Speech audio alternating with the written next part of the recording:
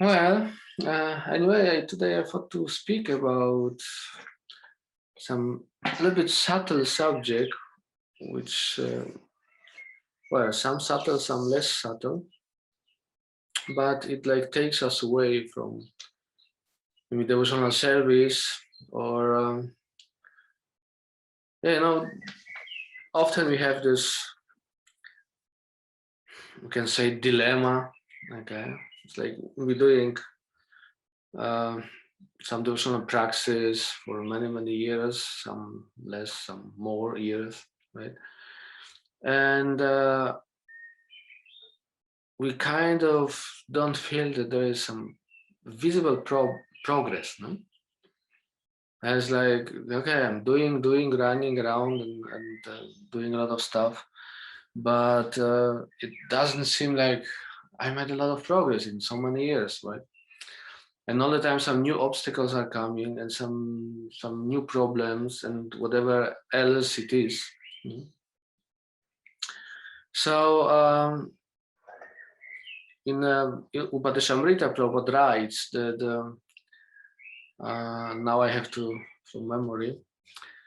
The progress in devotional life depends on the attitude of the student. No, like that.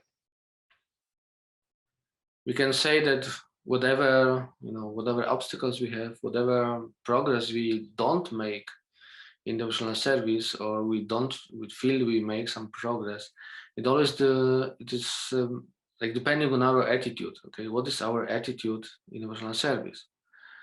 So based on Brihat Naradiya Purana and commentaries of Srila Vishwanath Chakravarti Thakur on Bhagavatam and some other writings of Jiva Goswami and Bhaktivinoda Thakur, there I collected some lists and something to think about maybe while we doing our devotional service. Okay, so the best devotional service is of course Nirguna Bhakti. Nirguna means free from all the material gunas, from all the material robes, right? Modes of nature. We get over the gunas and we are not influenced by anything material. We just serve the Lord with our full heart and intention to please Him. Yeah? We're becoming full servant, fully surrendered servant of the Lord. Yeah?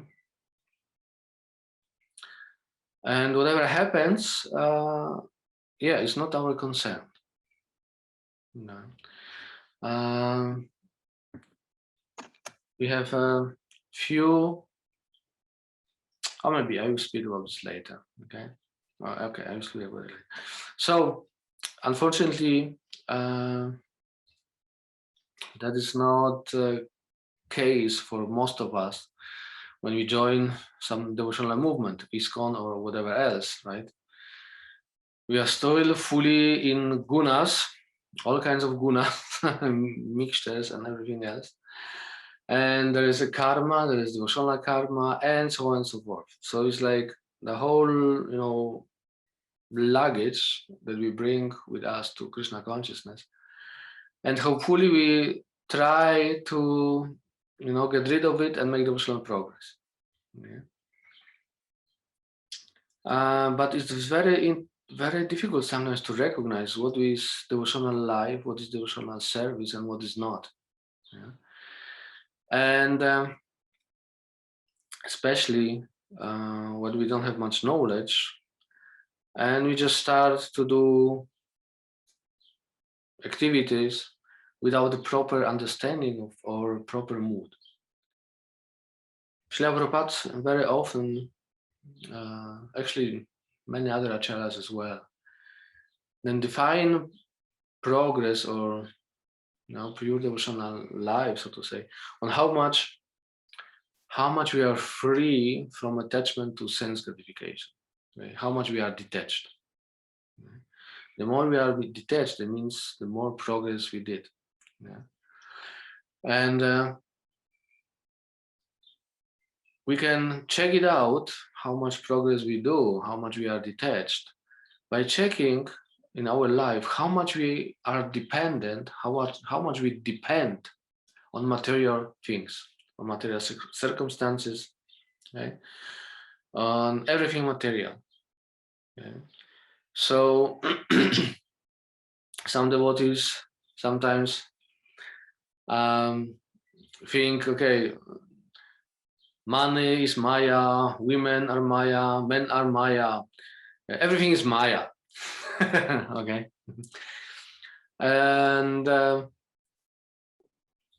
they try to reject everything, like some kind of yogis, like going in Himalaya, just sit and focus on nothing or whatever, on lotus feet of Krishna, hopefully, or Vishnu, and just meditate, and there is like nothing around. Okay, but that was not Prabhupada's process. Prabhupada gave us a different process of preaching, and it means when we're preaching, we are in this material world with other people who are not exactly devotional, right? But many people, or most of the people, they are fully trained in sense gratification, and that's their life. So if we mix with them, it is probable that we get kind of like, muddy, like we get some energies from that, and we also start to be attached to some sense gratification. Okay? So Srila Prabhupada gave us principles of Yukta Vairagya, which is really a renunciation. Instead of rejecting everything, we don't reject, but we use everything in Krishna consciousness. And Prabhupada was really expert in that, as we see. And there's some devotees in our movement that are as well experts in engaging just anything and everything in Krishna service, which is amazing, I have to say. But as long as we are not on this platform, there's so many obstacles and so many traps on our way, which can pull us away from Krishna consciousness. So it is important that we understand where in Krishna consciousness we are. Okay, and as we start following devotional service, with we meet some devotees or some people who are spiritually inclined, and we try to follow whatever they tell us. And if you are in a temple in association with the devotees, or in some other place where the association of the devotees is strong, then you pick up bhakti, of course. But this can be bhakti in one of three gunas. And in each of three gunas, as Lord Kapila explains to us in third canto, there are different mixtures of contaminations that we have to watch out. Okay, so first, in ignorance, the ignorance, bhakti in ignorance is still bhakti. We're trying to do some devotional service, trying to make progress, and bhakti is so powerful that we can actually go out of this ignorance and we can make progress. But most probably every one of us went through this ignorant state, tamogun state of bhakti, bhakti in tamogun. And hopefully we got over it already. Although I know some devotees that are, really, really long time in Krishna consciousness, and they still didn't get over that stage. And it is probably because they don't know that they are on this stage. Okay? So bhakti in ignorance is characterized by being envious, proud, violent, and angry. Okay? So envious, proud, violent, and angry. Okay? What does it mean? What does it mean? The motive or a person who is in tamogun is some personal sense gratification. Okay. And this sense gratification can be connected to Krishna consciousness, can be connected to bhakti, like for instance, liberation. Okay, I want to be liberated. No, I want. Okay, it's for me.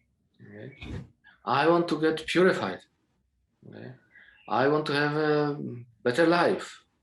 No, easier life with not so many troubles. Okay, so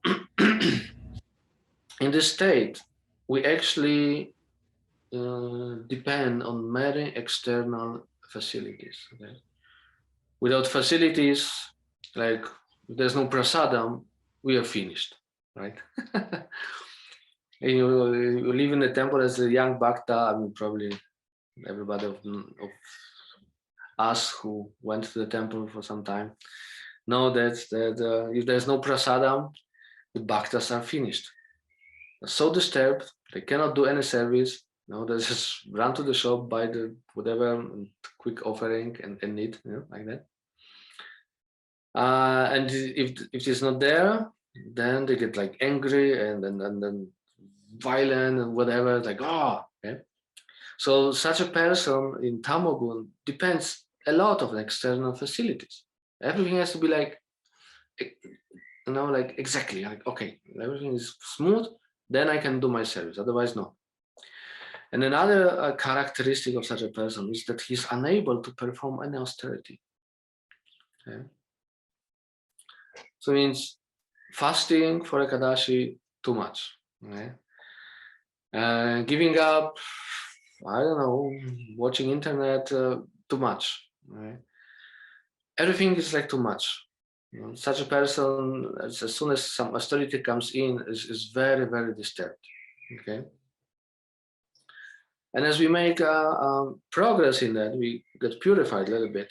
Now we get to know the rules and regulations, and we learn something about them. Then we start to follow them. Okay, we follow the rules and regulations to the minute, okay, to the minute detail. Okay, so at this stage, it looks really good. It's like Prabhupada said this, and I follow it. No, that's it. Okay? My temple president, my guru said, I do exactly what they say. Okay, and I followed all the instructions. You told me to do it like this. I did like that. All is good, right? But though this following of those rules to the detail is out of fear. Okay, that if I follow the rules and regulations, and I follow what Prabhupada said, I will be saved. Okay, I will be. That's my salvation. And if I follow exactly what my guru says, he will never be angry with me. Okay? And there's many funny stories in the Vedas. I can tell one short story. For instance, there was a guru traveling on the cart. He had some bullock cart and was traveling on the cart, and disciple was walking behind the cart. And the guru had a bags on the back of the cart. Yeah? And the guru told the disciple, because the road was a little bit bumpy, so he told the disciple, you watch my bags. Okay, so they're driving, riding, whatever it's called. And after some time, guru turns around and there is no bags and there's no disciple. I was like, what? What happened? Okay, so he turns around with great difficulty on the small road, goes back, and there he is. There's the disciple watching the bags which are laying on the ground of the guru. And the guru is like, what are you doing? Well, you told me to watch your bags. I'm watching your bags. Okay. So there's many stories like this in Shastra. Yeah. So that is what does it mean, to be bhakti in ignorance? I did exactly what you said. Okay, you cannot be angry with me. Yeah? You told me to cook potatoes. I cook potatoes. Yeah, maybe you were supposed to cook potatoes with some sauce or something that we can eat it. Or maybe you was supposed to peel it before. No, but you said cook potatoes. I cook potatoes. Like I know one woman. She told me just recently. She asked her husband to watch the milk because she put the milk on the stove. You know, can you watch the milk? And then she comes, it's stinky, everything, like milk burnt and then overcooked, like that. And the guy sitting there and watching, you told me to watch it. I watch it in overboiled. It's like, really story. You know, doing exactly what you told. You know? And it creates, of course, a lot of disturbance and usually offenses and fanatismus and like like that, you know. So and you know, you may laugh about that, but you know, just check out in your own life how often you just I just follow, okay, and then nobody can be angry because I followed exactly what you told me, you know? Yeah. And then I know, you know, I know like many, I mean, not many, but some disciples of Srila Prabhupada. And since 50 years, that's like, I'm just following what Prabhupada said, you know. I'm following, I'm doing, that means Prabhupada will come and save me, okay. Maybe you are very faithful and so on, something will happen for sure. But if you really get out of this material world without, you know, really making progress, purifying yourself, and following really the orders of Prabhupada, not just, you know, this what is fitting to you and you know, that your narrow position, I don't know.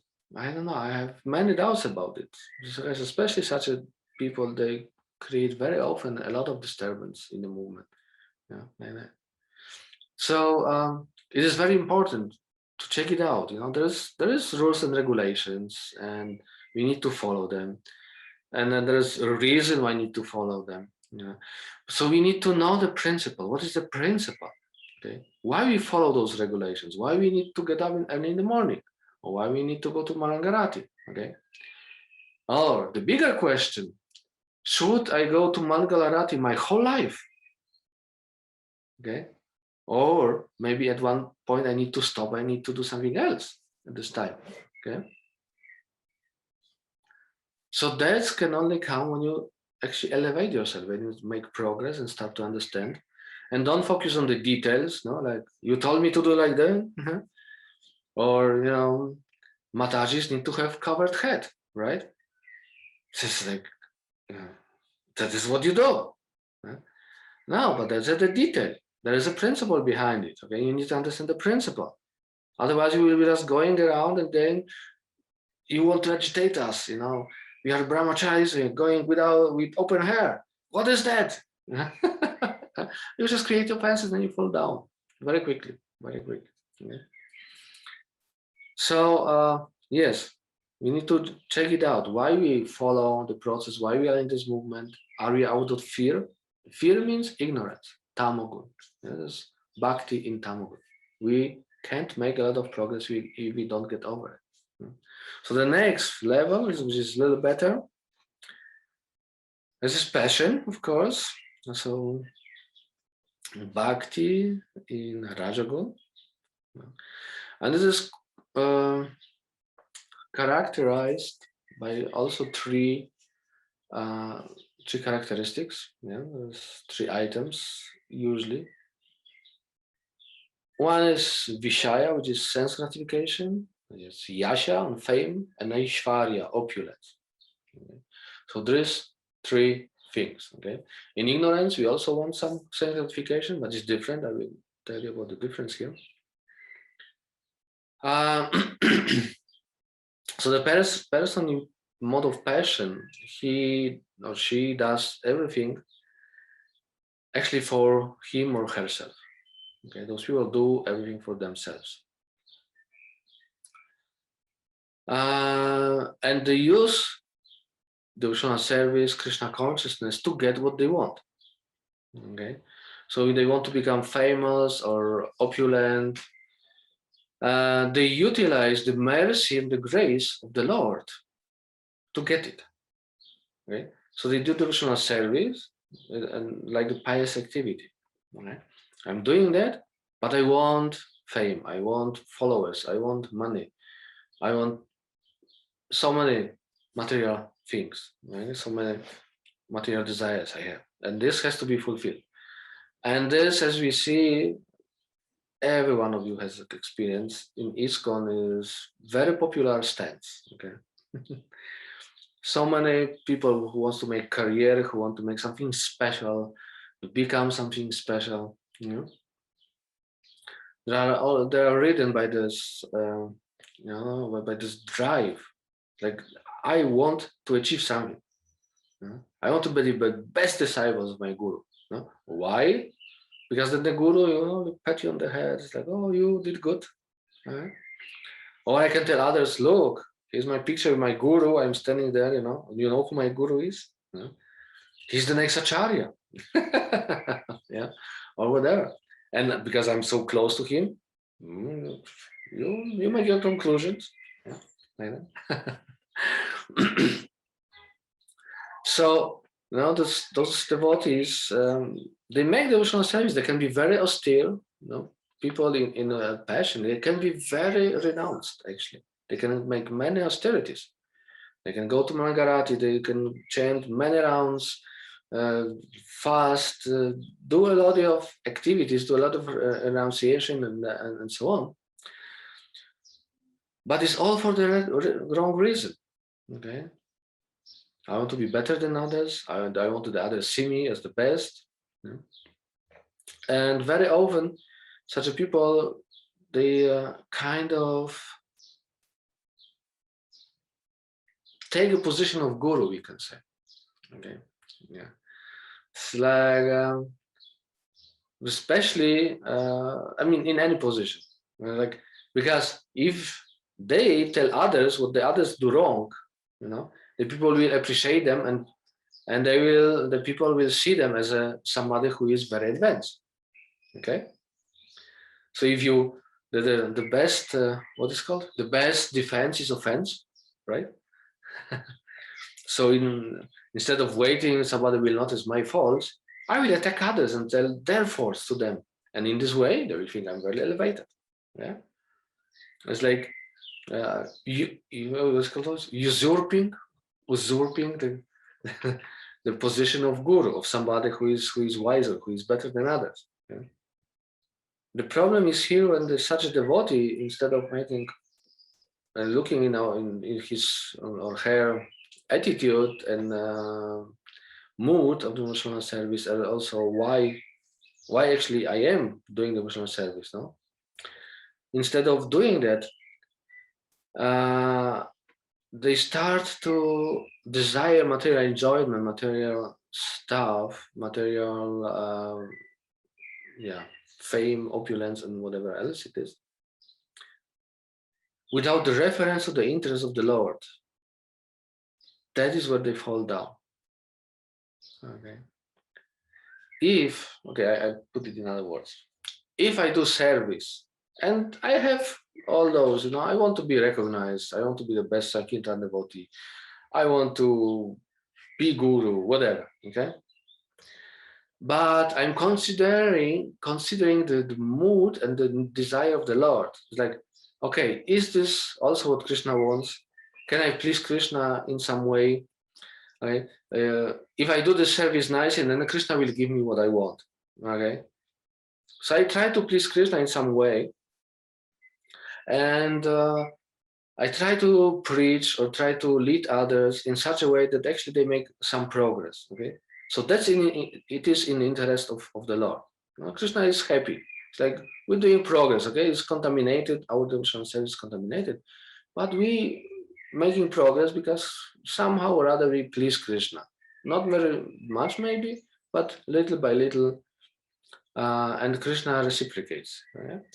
But if we cut it off and we just put ourselves like, no, I don't care what Krishna wants and how I can please him, I just care what I get. Okay? That is when we fall down. We put our interest separately from the interest of the Lord. There is no reference to the pleasure of Krishna. Yeah? I do actually this for my pleasure. So in this way, we actually fall down very quickly. And in such a state, we also get usually a lot of problems, we can say, with other devotees, with our mind and with our senses.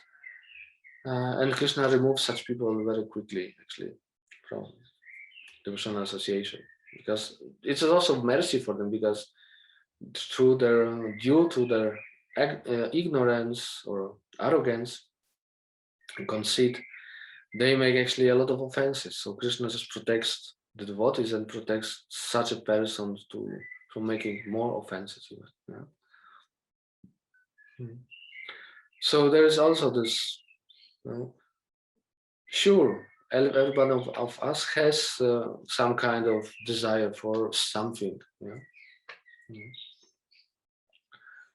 But we need to check it out. Why are we doing stuff? And even if I'm doing something for myself, I need to consider that there is some interest on Krishna's side also, that I'm trying to please the Lord in some way. So to leave this possession, let's say like that. Very often we have this idea that, yes, I can surrender to Krishna. Okay? And Krishna, I'm going to surrender to you fully. Okay? It's just you take care of my finances, that I have enough money. Okay? And please protect my whatever I have. Okay? So I have a nice house, nice home. Yeah, I don't want to change anything of that. And I need money. Okay? I need like clear vision how you give me money. And then I'm fully surrendered to you. Okay. That is how we stay in this mode of passion. Okay. We need to trust. We have to have Shraddha in Krishna, that he will not forget us. I mean, he didn't forget us when we were karmis and doing all kinds of nonsense for maybe millions of lifetimes. Who knows? Right? And still he was with us in our heart and leading us and telling us some good wisdom, although we don't hear to him, well, listen to him a lot. Okay. So he will not leave us when we try actually to make devotional progress. But usually we have this, let's say, idea or requirement. Okay, Krishna, I surrender to you, but this has to be taken care of. Yes, to make progress, to come at least to bhakti in goodness, we need to give up this kind of like something for me. Okay? And this can be, this desire to have something in return, and can be very tricky. As I say, many devotees, after many years, even they think, I didn't do any progress. Why? What is happening to me? Right? Why Krishna doesn't reciprocate? Well, because your desire or your is me first. Okay, is America first? No, it's me first. Right? Therefore, Krishna doesn't reciprocate, because, or he reciprocates, he says in Bhagavad Gita. Okay, but if you think me first, then Krishna thinks also me first, right? He reciprocates accordingly. That's what he promised in Bhagavad Gita. Yeah. So you cannot complain, because Krishna reciprocates. Yeah. So this mentality should be, checked out, and that we're not caught in this trap and staying in and thinking, I did so much. I opened so many temples. I did so many devotees, made so many devotees. I gave so many lectures. I did so many books. And still I feel like there's no ecstasy. There is no, I have so many problems in the mind and the senses and others, and so that's where we get caught in this. Why did you distribute so many books? Why? I wanted to be the best. And then we come to the bhakti in goodness. And this one is really tricky one, okay? As far as we are in ignorance or passion, we can pretty easily recognize the contaminations, or we get a lot of feedback from the world, from devotees, from everyone around. Okay? But bhakti in mode of goodness is also contaminated, and it's really difficult to, it's really subtle. It's really dangerous position. It's less dangerous maybe on one side than in other gunas, because at least you don't commit as many offenses. Okay? But it is so subtle that it may take us many lifetimes to recognize it and get purified from that. So there are three kinds of sattvika bhaktas. So first one is called, we can call it kanishta sattvika bhakta, the first, the lowest level of sattvika bhaktas, the bhaktas in goodness, is one who has shraddha, who follows Vedas, who is worshipping the Lord, but he is doing that to destroy his own sins, to destroy his bad karma, to get purified. Okay? So I'm doing service, I'm pleasing the Lord, I'm really conscious to make everything nicely. But the desire there is, or the mood is, that I want to get purified, I want to make progress. I want to get rid of bad karma. And in this mood, our chanting and hearing is actually, and worship is actually like a karma kanda, like occupational activity. Okay? It's not different than being just in varnashram. Okay? I'm a Brahman, I'm doing my yagyas, so on, I'm getting rid of my sins. Or I'm a kshatriya, I'm doing my duties, and I have a Brahmana who is making the yagya for me to get rid of my sins, like that. And something for something. I do this, and then Krishna will purify me from my reactions. So if one is worshipping the Lord in this mood, you don't get actually bhakti, like real bhakti. Mostly you get sayuja mukti, or sometimes maybe sometimes can be some liberation in what's called neutral rasa. But this is like kind of separate. It's like the Lord is there, I'm here, I'm doing my stuff, Vishnu is doing his stuff. Okay, it's like neutral. Okay? So we need to check that we have a proper mood. Of course, every one of us wants to get somehow purified, wants to get rid of bad karma. Okay, we want to make progress. Now that's our desire. Also, therefore, we also do kind of, we do devotional service, right? So the mood here should be that when my bad karma, when my attachments, when my sins are removed, then I can perform devotional service better. I can please Krishna better, to the bigger degree. Okay? So we don't only focus on our getting purified, because that is contaminated devotional service, but I want to get purified because then I can make my service so much better. I can please Krishna quicker, nicer, right? So that is the mood that is required. It's like Prahlad Maharaj prays to Lord Nrsimhadev in 7th canto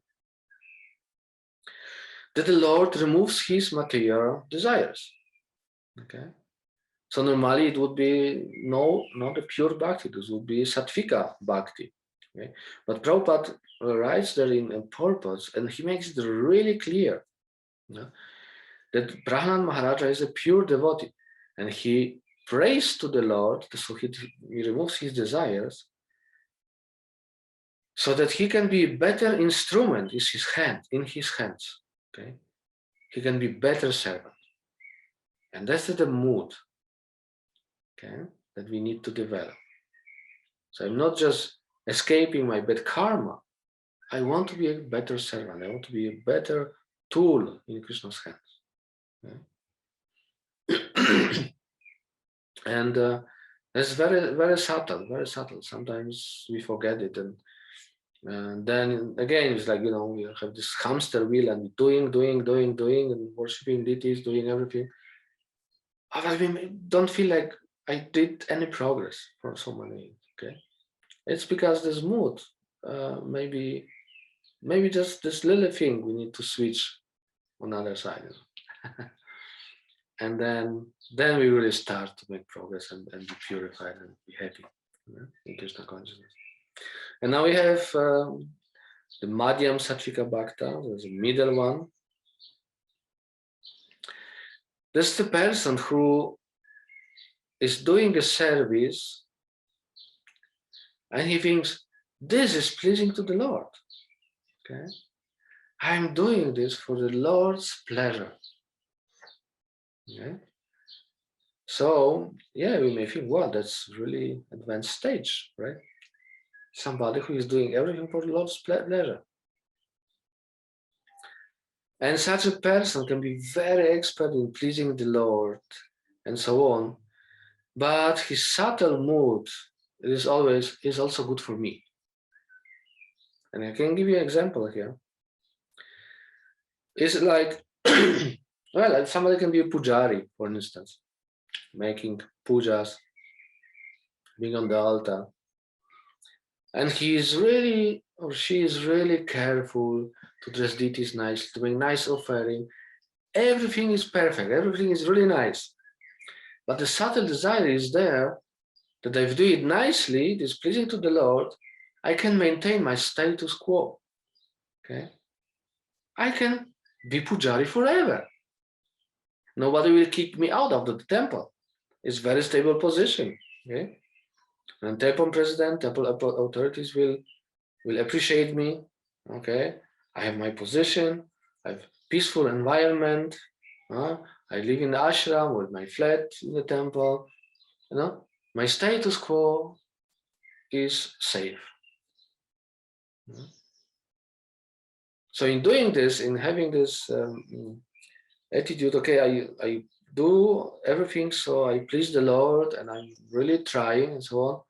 Somewhere there is this contamination that it is also good for me if I do it in this way.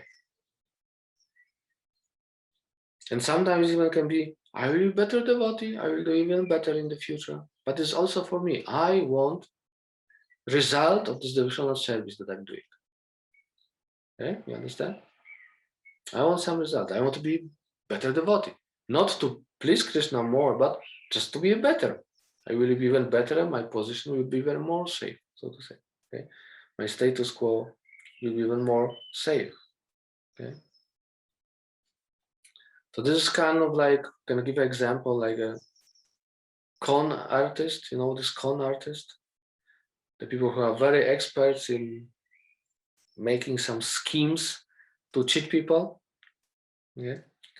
And in my life, I met such a con artist. He was really artist. And such a person may do so many things for you. Okay. He may pick you up with his nice car and bring you somewhere, and your family needs something, he will arrange.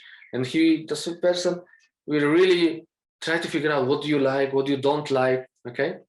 But at the end, what comes, he just cheats you out of your money, okay? Because he recognizes what you want, how you like stuff, and so on. And at the end, there's a boom, and you think, what happened? Right? You were such a nice guy and stuff, and like that. So this is something like that. We try to figure out what Krishna likes and try to please him and so on. But there's something like at the end, actually, I want this. Okay. So it's another very subtle point to check it out. And this also may keep us from actually pure devotional service, from the bhakti. And then at the end, we have the Uttama Sapchika Bhakta, the highest within the devotees in goodness. There's the one who has knowledge from Shastra and understands everything from Shastra, and his desire is to become servant of Krishna. I just want to serve Krishna. I want to just be servant of Krishna. I don't want anything else. Okay? So it sounds like really, really good. It's somebody who has no other desire than Krishna's desire. But there is some little contamination there. Some little motivation. For instance, I'm just tired with this material world. I just want to get out of here. So I'm just serving Krishna that he just finally takes me out. Okay. Or maybe he wants to become better than others, or he wants to become acharya. Okay. And the desire may be still, I want to be servant, I want to serve Krishna in this way. I will be guru, I will be preaching. Now I will make devotees, I will help devotees to get higher position or to get bhakti. Yeah. But there is always this motivation, something like, no, I want something from this at the end. I want. And I can give you one example. It was like one devotee who he's preaching a lot. Actually, he's very nice, and he brings many devotees, many people to Krishna consciousness. And he has a YouTube channel like that,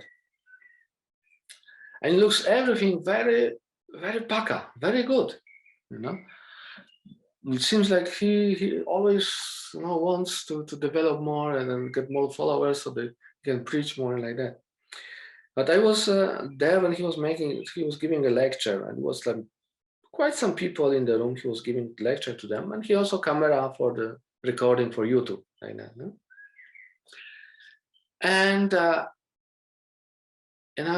he was speaking to the camera, to people on YouTube. He was thinking about his followers, what they will have from this lecture and how to talk to them to get even more followers like that. And even he said it even once. But the people in the room, they were totally neglected. Okay? He wasn't talking to them. The mood of the people, he didn't get in this mood of the people. He maybe considered that some of them were like young devotees, new in Krishna consciousness, so he would have to use different words or maybe different examples, things like that. He was preaching, but the people in the room were like, I was feeling like, there was no connection at all. But on YouTube, he got a lot of nice feedback.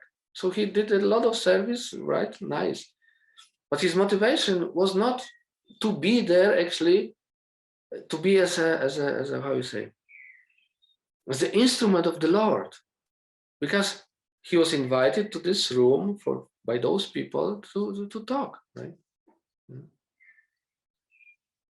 But his motivation was somewhere else. His mind was somewhere else. So this service was very nice, was in goodness.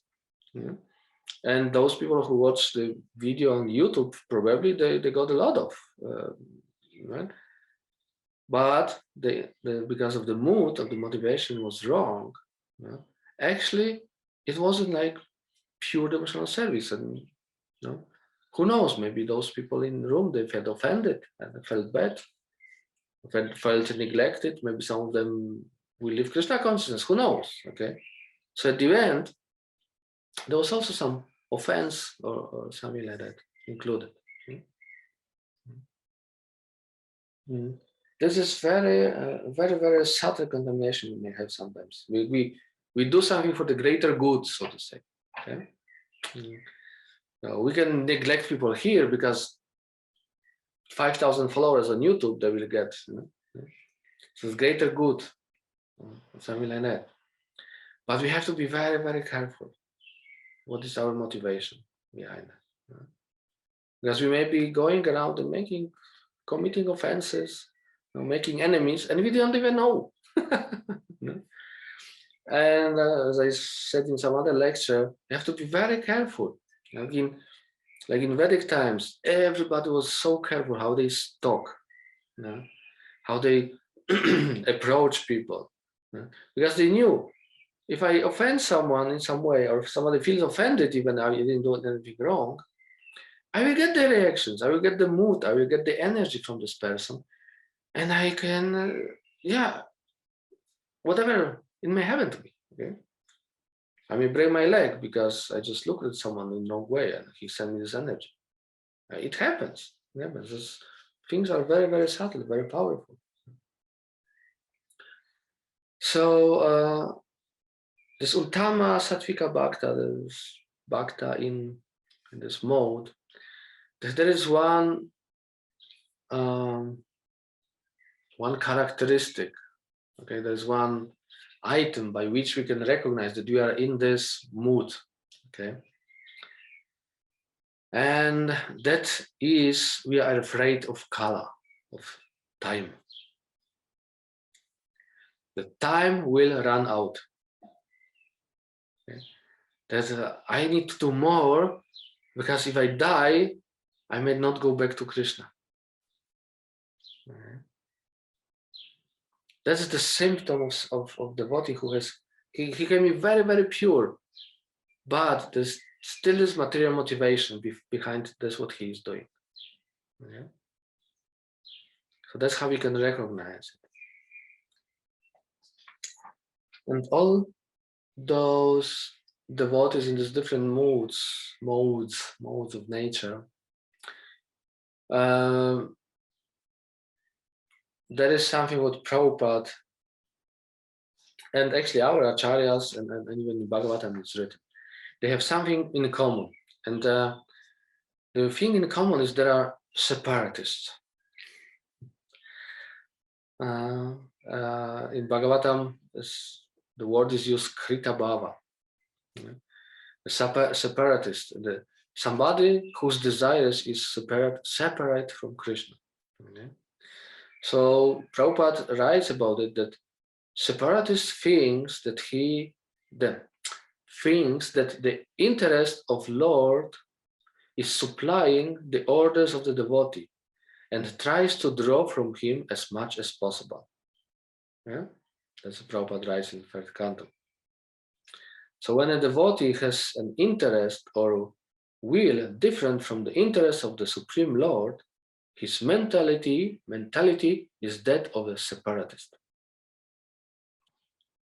So, like this in examples which I gave, there's always some separate mentality, separate motivation, separate desire than this of the Lord.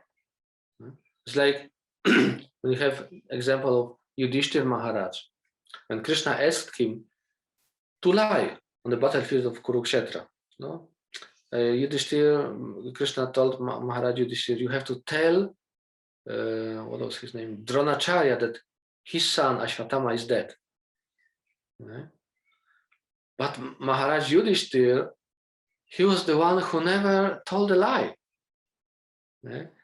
Like Bhima heard about this, and Bhima said, well, no problem, I will tell Dronacharya. He drove and screamed to Dronacharya, hey, Ashwatthama is dead, your son is dead. And Dronacharya was shooting arrows like, oh, who said it? Bhima. Ah, Bhima. He lies all the time. As he kept fighting. Yeah. So Maharaj Yudhishthira needed to tell it. And Krishna told him, you need to tell him. Okay? But Maharaj Yudhishthira was so attached to being truthful that he couldn't do it. Can you imagine? Krishna is there, standing, asking you to do something, and you say, no. Yeah. I mean, in our position, of course, we have difficulties because Paramatma sometimes is so quiet, or Krishna appears in our dreams sometimes, maybe, or Guru, and tells us something, right?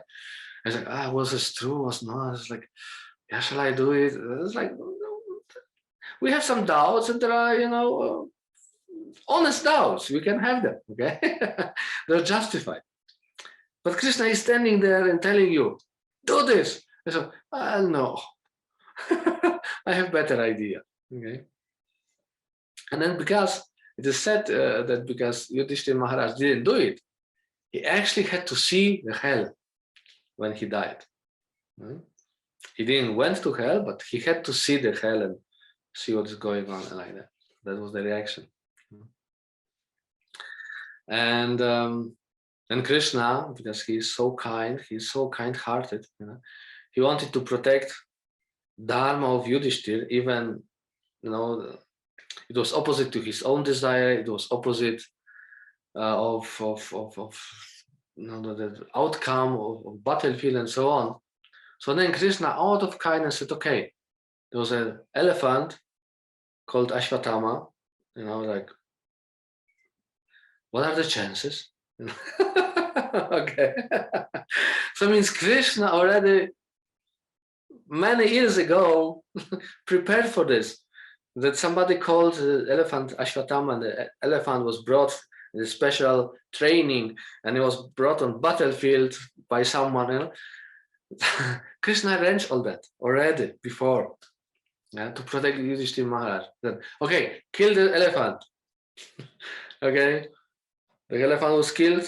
Yudhishthira, how can you say? Okay, right? And then Ashwatthama said, Yudhishthira said to Dronacharya, Ashwatthama is dead, the elephant. He couldn't even lie in this way. Okay. But when Yudhishthira was saying the elephant, then Krishna blew his conch shell and nobody could hear what he said at the end, right? So then Dronacharya was, who said it? Yudhishthira. Okay, this must be true. He just put his bow down and then he was killed on the battlefield.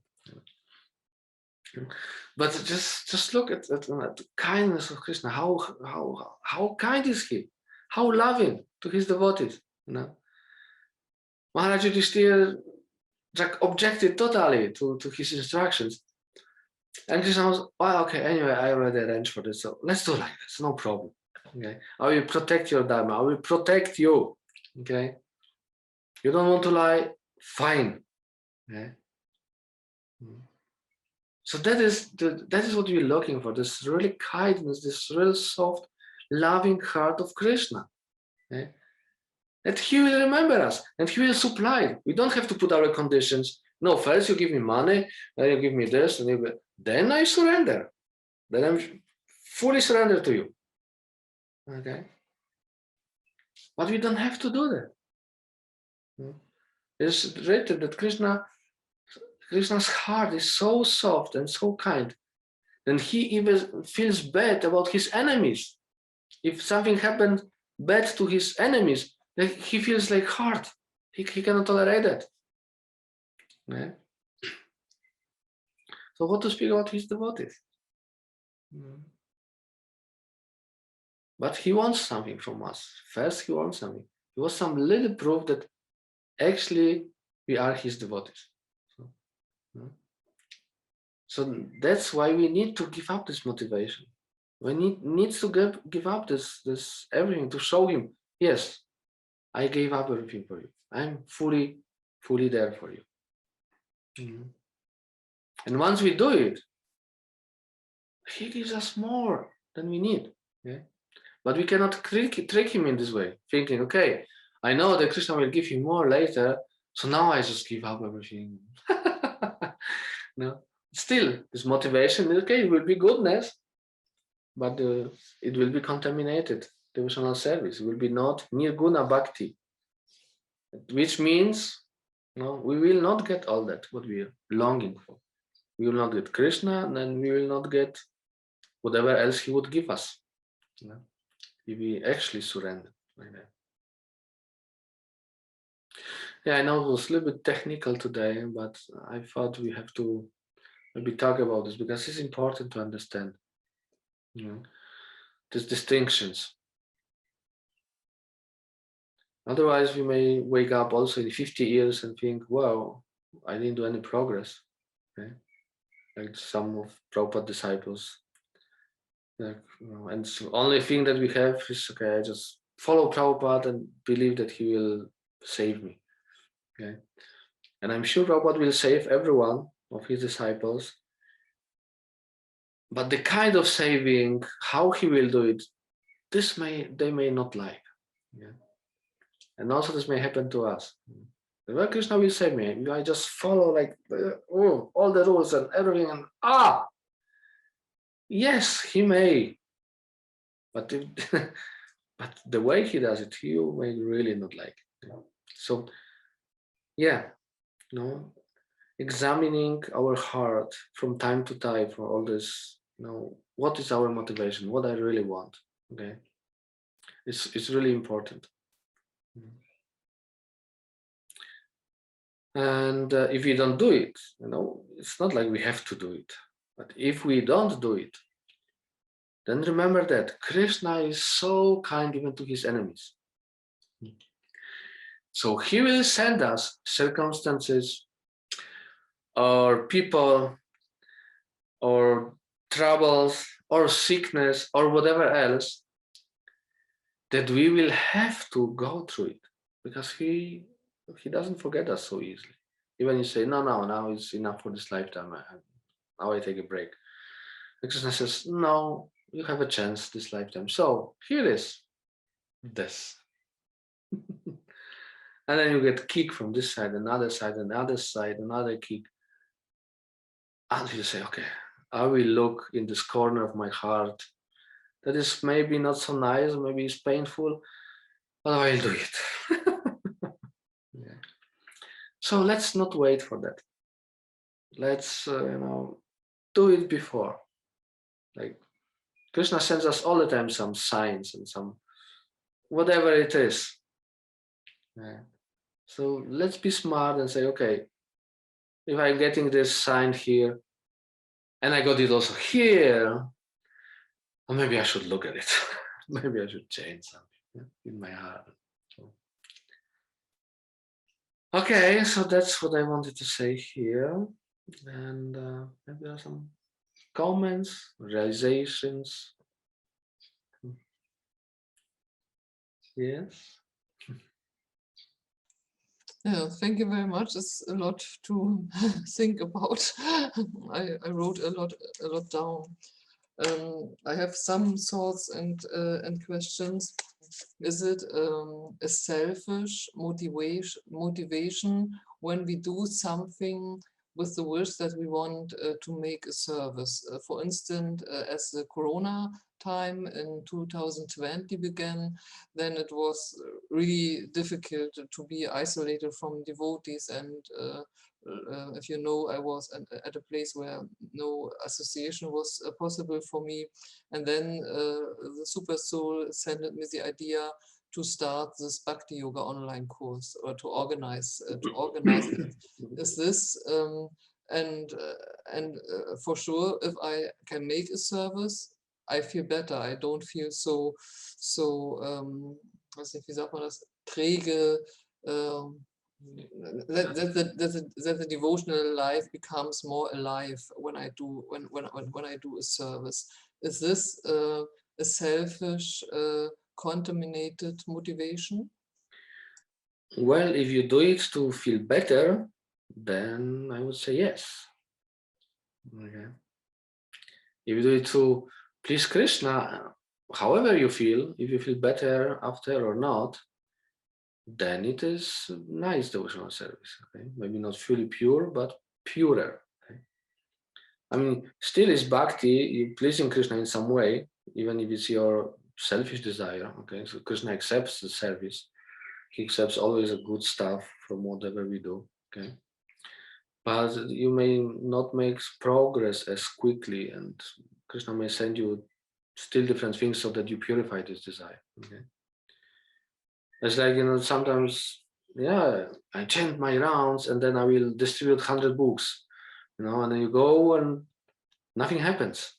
Okay, because Krishna says, no, that's not a karma kanda. You chanted nicely your rounds, I'm really happy. But if you expect the result that you can distribute 100 books, or don't be mental, or whatever else, well, that's not how it works. Okay, so those motivations, the attitude is really, really important. Prabhupada really made it so clear in Upadeshamrita, in the preface when he wrote, your progress depends on your attitude. Okay, he made a really, really strong statement there.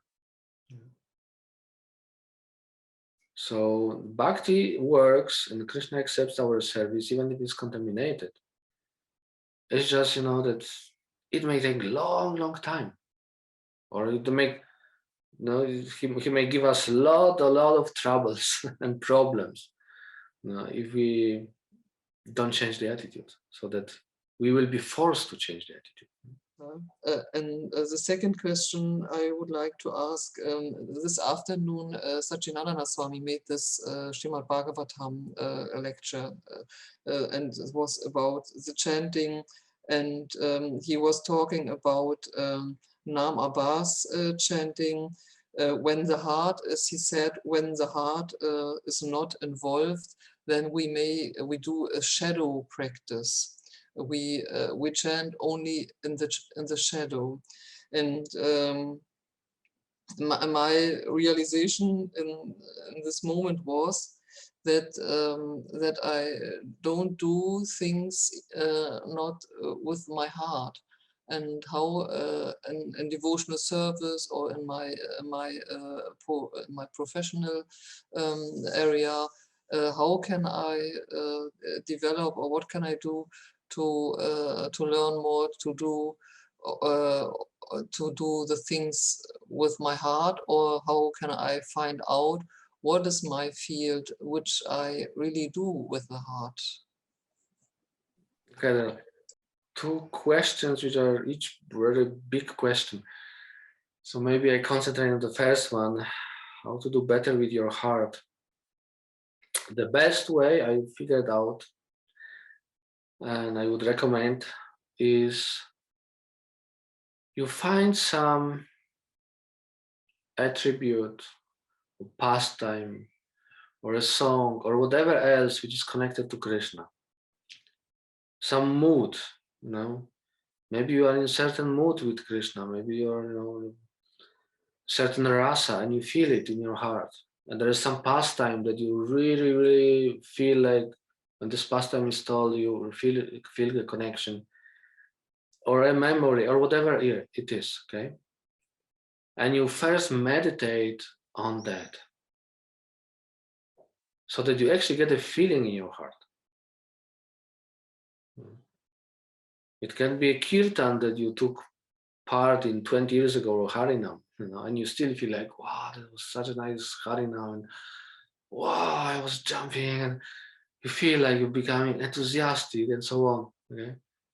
Or maybe there's a pastime that you hear and you really feel like separation from Krishna. Okay? Or you feel how Krishna is kind, how kind is he, and you feel the gratitude. Okay? So whatever it works for you, just find it, and maybe even few of such memories or pastimes or anything else.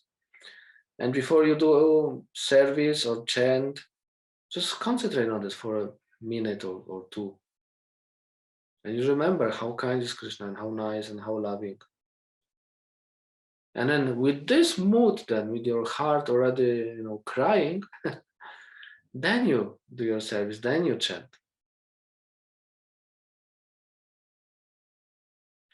and then it will be possible for you to engage your heart. Yeah. And how you find what is your heart connection to Krishna? Yeah, you need to listen about him. Yeah, then you will figure it out. It's like the story of from the Krishna book of the Yagya, what is it, the wife of Yagya Brahmanas, right? They were, well, they went to Krishna, even everybody forbade it, and so on and so forth. So why they were so eager? Why they went and Brahmanas couldn't go?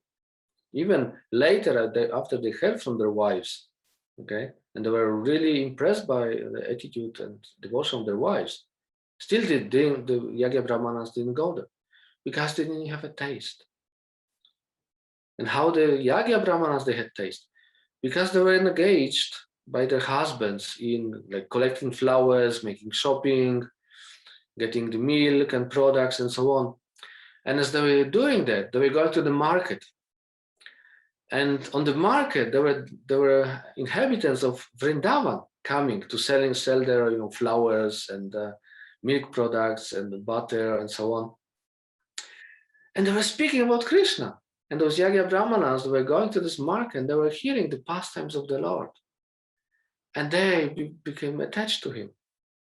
Therefore, when they heard Krishna is there and he needs us, they were just running like, wow, nobody could stop them. Okay. So that's how you develop this taste, attitude, and connection, by hearing. So at the beginning, you just hear all kinds of pastimes, all kinds of whatever you can get your hands on. And slowly, your mood, your rasa, everything will manifest in your heart. And then it will be much more easy than to connect to those feelings. Yeah, thank you very much.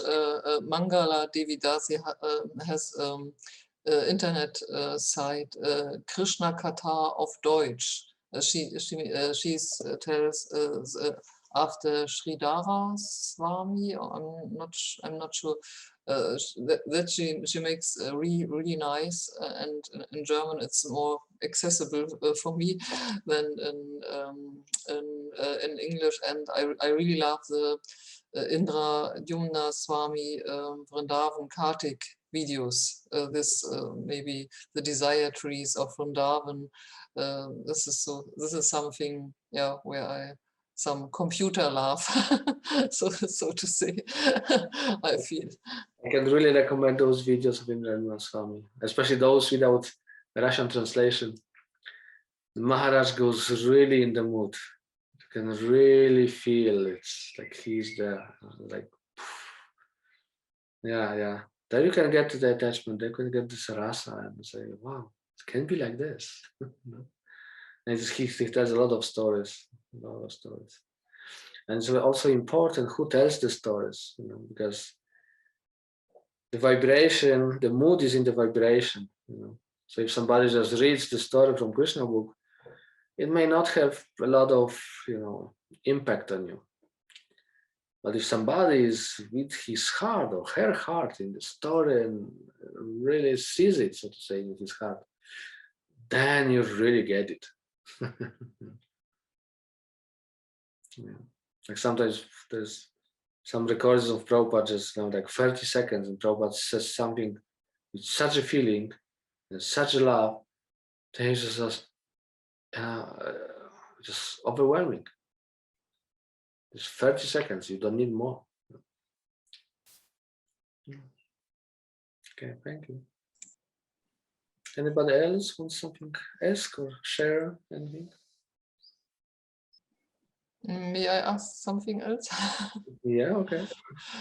My Guru Maharaj said in a lecture that we distinguish between cold anger and hot anger. Hot anger is like it burns out, and that cold anger comes out at envy. Well, I wouldn't say cold anger. I would call it bitterness. Okay. If you don't express emotion, you're kind of passive person. You start to get really bitter. What is another word? Resentful, maybe. What? Resentful, yes, exactly. Resentful, yes. Thank you. That is the word I was looking for. And yeah, it has to do with pitta, you know, and so on. And you just get in, once you get in this mood, it will be more and more. And then, yeah, envy can come out, and many emotions can actually come out of that. Yeah. So that's, yeah, that's actually even more dangerous than this, what you call the hot anger, because then you just burst out and, you know, maybe you smash something or offend someone or whatever. But at least this was done, so then you can apologize and you can try to make amends and so on. Okay. But if you just carry it with yourself all the time, it will come out in such a way that you cannot, yeah, you cannot repair it usually. This kind of resentful bitterness is the worst kind of feeling that you can actually carry around. Yeah. It's really eats you from inside and becomes cancer and whatnot. Yeah. The best is, of course, to express your feelings in a proper way immediately, so that they don't, you know, that they don't gather too much, and then you burst out, or you know, you have to pack them and carry them. You know. Hare Krishna. Thank you for the good points. And I wanted to ask a bit more specifically. You mentioned about those offenses that we unwillingly or not even noticing can do offenses. So even if we don't realize we offend someone, like we kind of have no idea and people don't maybe tell to us, so is it still kind of offense, even though we don't realize that we do it and we're not addressed that we did something wrong? Is it we also have to get a big karma to deal with, or it's less, let's say, painful if we know, if we don't do it and with intention, we just like, let's say, kind of don't realize, and we, yeah, we're not so understanding that we offend someone and people don't address us. Well, yes, the karma can be less. It can be that there's less karma. But the problem is all the offenses that we commit, we do them, we commit them because we are not kind. Lack of kindness. Okay. And this is kind of choice, actually. So we can say it is intentional, maybe not like really straightforward, okay? But intentionally, you're not kind enough, okay? Because if you're kind, you understand that other people go through stuff, okay? You never know what happened to other person today. And he comes in your presence and maybe freaks out or whatever, and you think, well, this guy is totally stupid and so on. Okay. But maybe, you know, his child just died or whatever. You know, you never know what happened to the person before. And if you're not acting out of kindness, this kind of being, you know, gentle, that is a choice. And I know it's not easy in this material world to be kind all the time. Yeah. Sometimes it's just too much. But we need to be conscious about that. The Vedic language is so, you know, so flowery and so for us it's not hard to tolerate even, you know, just because of this reason, that they didn't want to offend anyone. They didn't want to, you know, put I would say spotlight on anyone. Okay, they were very, very careful how to talk, how to behave, you know. And there's so many rules in Vedic society just for this reason, you know. Like you would be amazed how many rules there are when two people walk on this on the narrow path and they meet each other. Okay, yeah, like who should get out of that road and who should pass first. Okay, There's so many rules just about this. Yeah? If the Brahmana goes and the Shudra comes, and the Shudra has to go, the Brahmana walks, But if Brahmana walks and the Shudra comes and he has some heavy load on his head, then the Brahmana will step away and the Shudra will pass. Okay, and then like so many rules, and it's all because they don't want to offend anyone and they want to be kind. Yeah, Brahmana is a higher caste. Yeah, he is more important. But if Shudra carries something in service to someone, right? Then Brahman will notice it and will appreciate it. It's like, oh yeah, you walk. Please, I give you a way. And that proves his higher caste, because he can see this person, he is working here, he's carrying something heavy. He cannot go out of my way. He cannot offer me respect by carrying something or like that, right? So we'll be gentle, we'll be understanding. And he will not put his false ego first.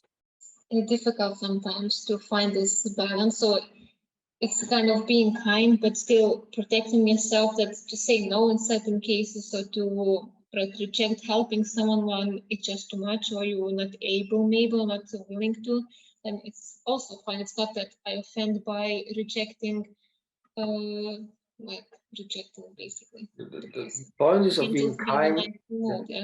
The point of being kind is to treat everyone with love. Okay. So if you come and ask me for something and I don't want to help you, I will say, no, get away, get out. Okay. Or I may say, today I don't have time, and I would really like to help you, but this happened and this happened, and I really have no head to do it for you. Like that. I don't have my mind is occupied with something. You will feel okay. He said no, but still he treated me with kind of kindness and love. Okay. You may say no in such a way that somebody feels his heart is broken. Or you may say no in such a way that the person cannot. There's a joke. What means to be a diplomatic? Okay. Diplomatic means you tell someone to get lost in such a way that the person is happy in anticipating the journey. He can't wait to get lost. So yes, loving dealings with everyone like that. And what about when it comes to the thought level, when we can be very annoyed by some people, we don't express by actions or by words, but in the mind we feel like, I would like to squeeze someone. So kind of you feel that, and you understand, I understand that it's not good, but in the mind level, let's say there is frustration towards the person, but it's not expressed yet in actions or words. So that's still suppressed, but it's still in the thought level. As I said in answer to the other question, that's how you become resentful and bitter, when you don't express your feelings. So, but then what do you do? Because you don't want to be mean, but you know that the person might not anyways understand or change. I guess at least that's looks like. So you want to be nice, but you don't. Yeah, you do from your side in a loving way, but it can be in a strong way. You're saying, no, Prabhu, Mataji, I told you 7.5 times till now about that. And no.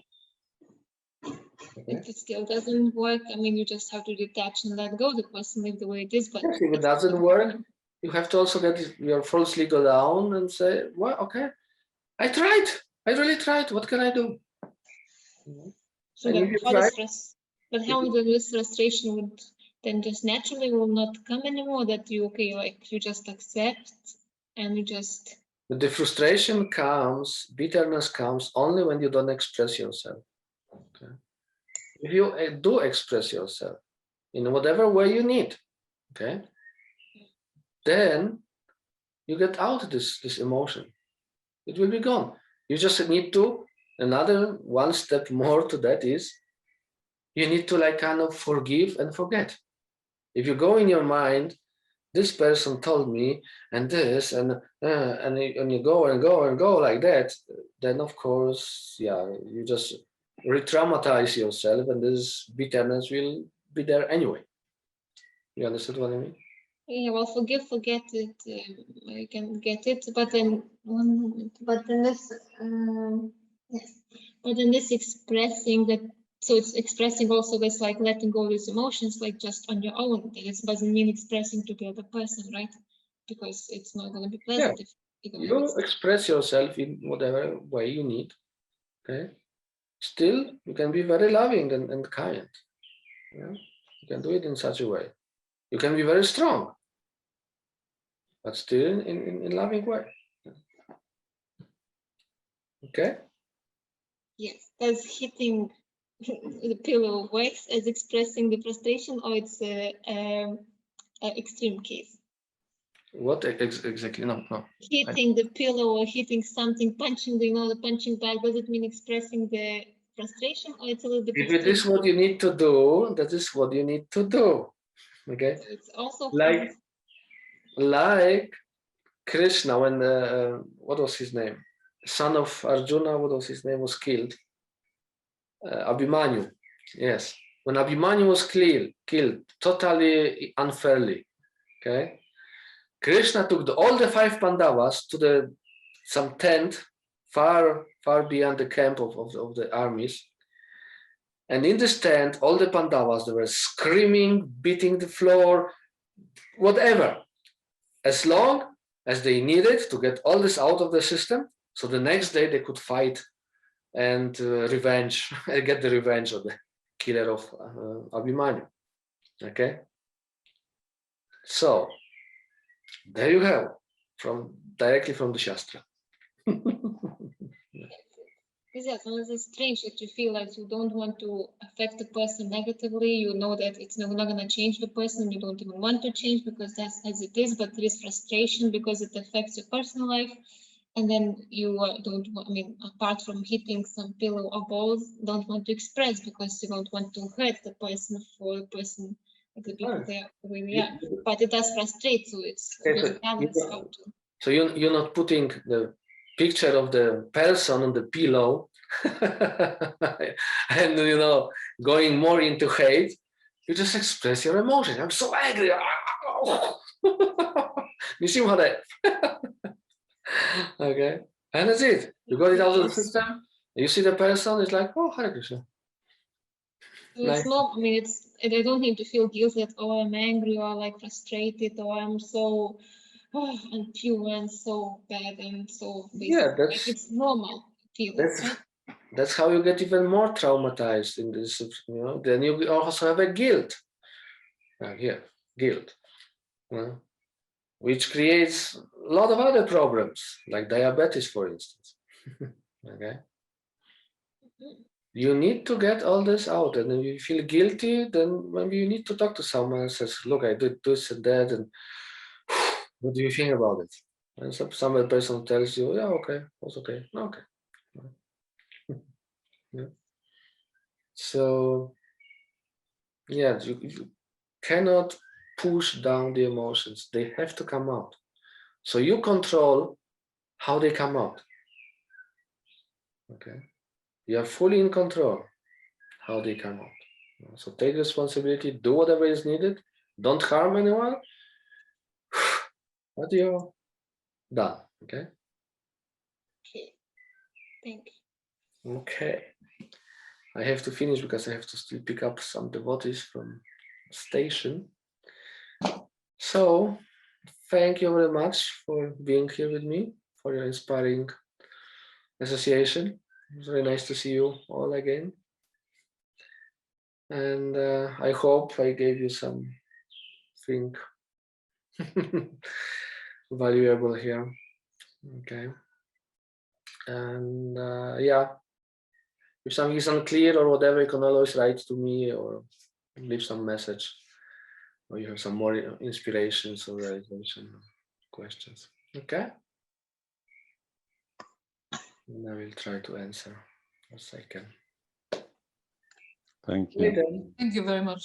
Thank you, all of you. Hare Krishna. One check out the question. Namaha. Hare Bol.